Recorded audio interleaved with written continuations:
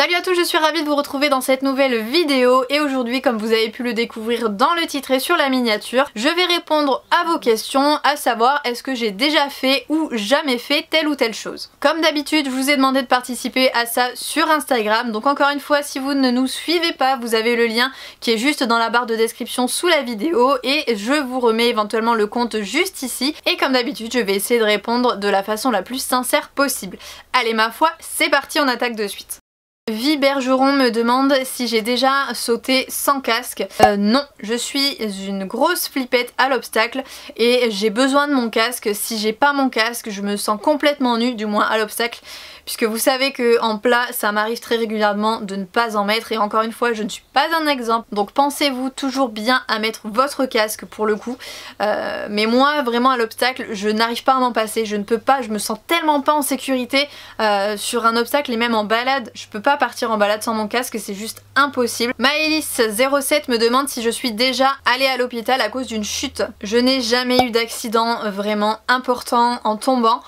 Pourtant je suis tombée des tonnes et des tonnes de fois. Au bout de près de 25 ans d'équitation, voilà, ça se compte même plus, c'est juste impossible. Je me souviens de certaines qui m'ont vraiment marqué, qui m'ont fait peur, mais pour le coup je me suis jamais rien cassé à cheval, je touche du bois. Voilà, j'ai jamais eu de soucis, je suis toujours en général remontée derrière, donc voilà, pas de problème à ce niveau là. Camille me demande ensuite si je suis déjà partie dans un pays étranger avec Bali.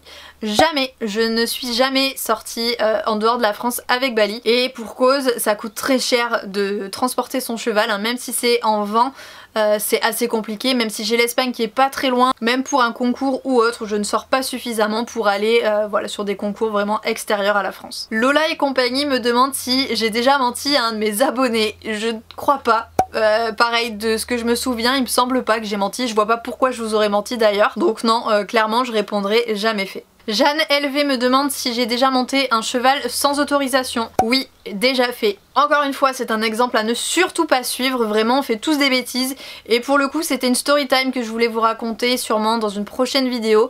Mais oui, j'ai déjà monté les poneys de club en fait quand ils sont tranquillement dans leur pré.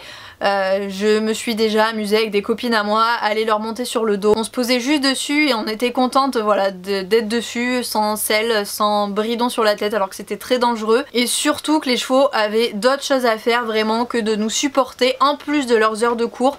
Très honnêtement, si vous avez envie de faire ce genre de choses là, eh bien évitez. Pensez encore une fois à votre cheval, au poney avant de penser à vous et à votre propre intérêt personnel. Imaginez-vous qu'ils vous voient déjà suffisamment toute la journée, si c'est pour leur en rajouter en plus quand ils sont censés être au repos, franchement vaut mieux éviter. Si vous les aimez réellement et sincèrement, en tout cas évitez. Après oui, on a tous été bêtes, je l'ai été aussi et j'ai fait des bêtises effectivement, mais j'aurais vraiment jamais dû le faire. Cheval Passion me demande ensuite si j'ai déjà pleuré après une chute. Oui, ça m'arrivait très régulièrement, puisqu'en général je me fais peur quand je tombe de cheval et tout de suite après je me mets à pleurer.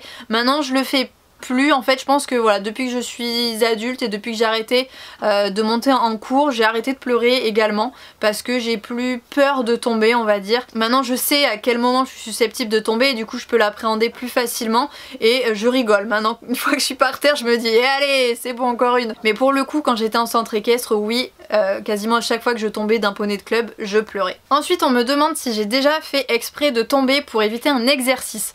Déjà fait, oui, une fois, je me souviens plus pourquoi exactement, je crois que j'avais peur de monter le cheval, c'était pas vraiment pour éviter un exercice, mais c'est parce que j'étais pas du tout rassurée de monter ce cheval là qui venait d'arriver, c'était un poney d'ailleurs, c'était un Halfinger, j'avais peur, je le connaissais pas bien et on devait monter à crue, je crois qu'on devait faire des jeux ou une séance de dressage, je sais plus exactement, mais j'avais vraiment pas envie de le monter et j'avais pas envie de commencer à galoper. Il était assez réactif comme c'était un nouvel environnement pour lui, mais voilà il était un peu vif on va dire et j'aime pas trop les chevaux qui sont vifs, encore moins à l'époque. Et donc oui, je me suis laissé glisser salement et lâchement sur le sable. Alors c'était assez facile du coup parce que j'avais pas la selle donc j'ai juste à me laisser glisser et du coup je me suis retrouvée par terre. J'ai pleuré, oui, pour en revenir du coup à la précédente question. En fait je m'étais mis tellement de pression, je m'étais tellement flippée avec ce cheval alors qu'il était gentil. Au final maintenant je le vois plusieurs années après, c'est un gros nounours,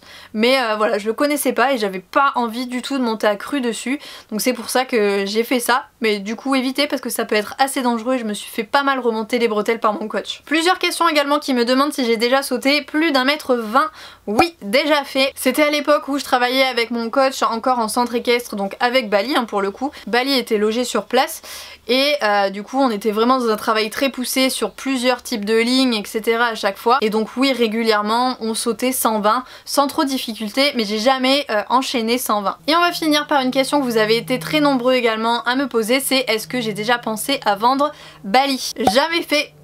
jamais au grand jamais je ne vendrai Bali et je ne penserai une seule seconde à vendre Bali, même si un jour c'est difficile, même si un jour il se casse une jambe, même si un jour il m'arrive le plus grand des malheurs, jamais je ne m'en séparerai. C'est vraiment le cheval de ma vie, on a partagé énormément de choses ensemble, j'ai de très gros souvenirs avec lui, j'ai besoin de le remercier et de lui faire vivre sa meilleure vie, j'espère. Allez, sur ce, cette petite vidéo est maintenant terminée. J'espère une nouvelle fois qu'elle vous aura plu. Si tu veux une deuxième partie, n'hésite pas à me le dire en commentaire, ça me fera toujours très plaisir. Allez, sur ce, je vous fais à tous naturellement de très gros bisous et on se retrouve très vite dans une prochaine vidéo.